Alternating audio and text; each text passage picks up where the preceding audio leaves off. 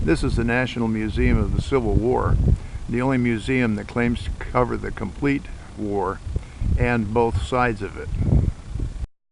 Entitled A Moment of Mercy, it depicts an actual event which lasted more than 90 minutes while one man went out and aided wounded soldiers of both sides of the conflict.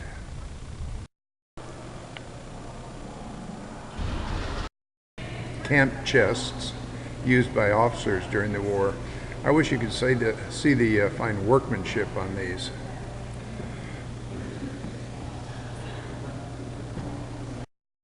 President Lincoln's hat box. The necklace on the lower right still has remnants of the cloth padding. One of the original Confederate flags. Throughout the museum, both sides of the conflict are presented. The Union and the Confederacy.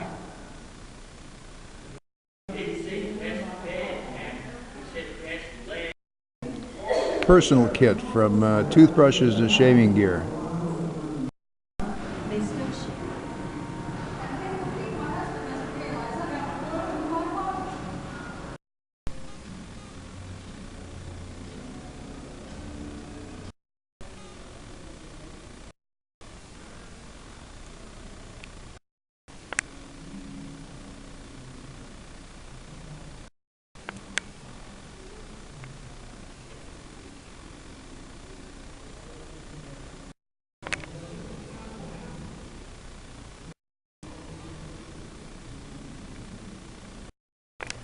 A cousin of mine and a branch of the family whose spelling has been changed.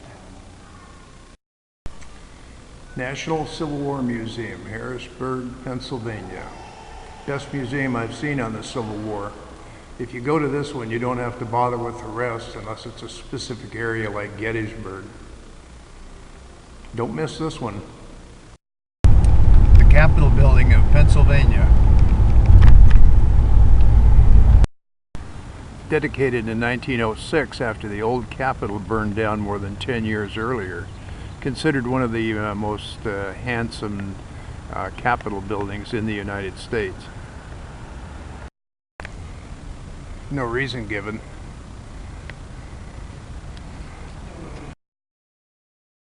The cop is worthless. Well, after seeing his picture being taken, the cop decided to volunteer that there was a 36-inch water line breakage in the city, and they've shut down all the city or the state buildings. Benji's not eating today, but he's found a nice patch of grass to chew on. Now we're still in Virginia, and we came to check out this covered bridge. It had a bad fire in '76, some vandals, but they've rebuilt it. Kind of limited in size, but it's a functioning bridge. Also limited in weight to about 10 tons, which is a small truck. It crosses over what I consider a small river. Some would call that a stream. It's one lane, one direction only. We're in Staunton, Virginia. This is the home that Wilson was born in. It didn't belong to the family. His father was a preacher or a pastor, and this belonged to the church. Most of the furniture stayed with the building over the years, and the bed that he was born in remains.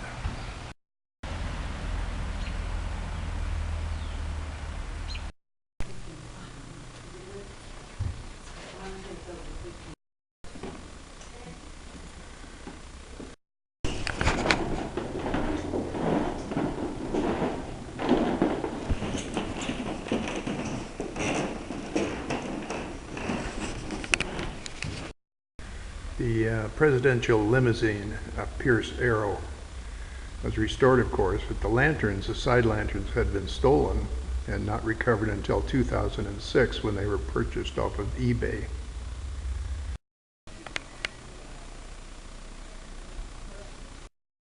Staunton prizes its gardens and has a watering can at the center of town And a little bit to the right, you'll see a tipped over gardening pot. The bottom is facing us. We're in Lexington, Virginia, on the campus of the Washington and Lee University. Lee was the president of the university from the end of the Civil War until he died. And on campus there's a shrine and museum to him.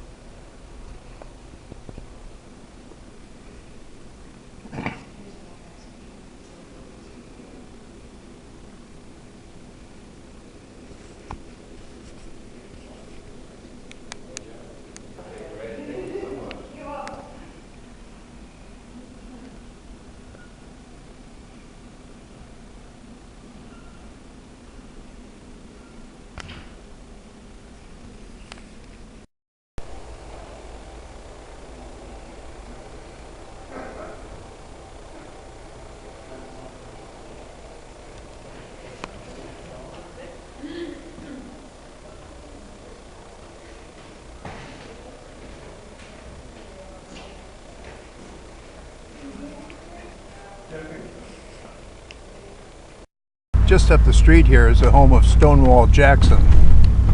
It's the only home he ever owned. This one right here.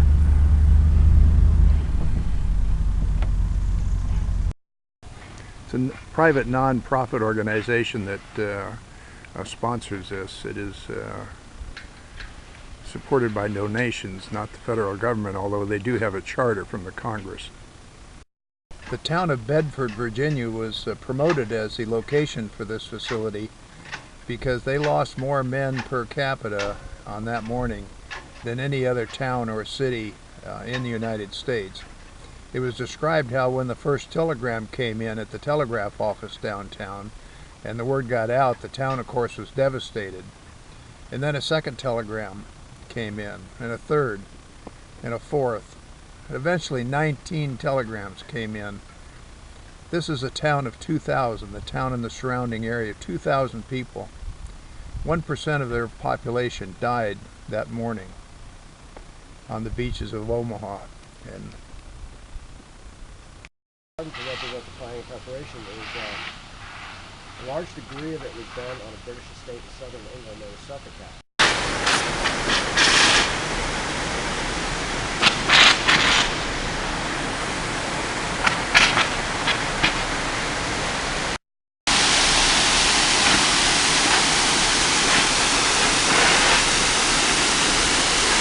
We have gliders. I mentioned Mr. Bryant going in on the glider. Also, this helmet or steel pot on the butter weapon, and we've got the one of his two dog tags. This essentially. This is representing valor. He's pulling his buddy up off of the beach. The striped rock at the top represents something that I had never known. The aircraft that were involved several different nations, so they needed a uniform symbol, and that was the white, black, white stripes on the aircraft, which identified it as being Allied. The birthplace of Booker T. Washington here in Virginia, where he lived from the time of his birth till age 9 as a slave when the Lincoln Emancipation Act was declared. It was a reproduction of the slave cabin that Booker Washington was born in. It's a 3-level. It has a basement, a storage area for underground storage of food, And then there's a upper area for storage also, where you get in by the ladder. It's one room, has a fireplace. They've made a nice reproduction of the farm or the plantation, whatever you care to call it. There's a smokehouse, there's an area where they raise chickens and geese, horses, sheep out in the pasture. This is a smokehouse for tobacco.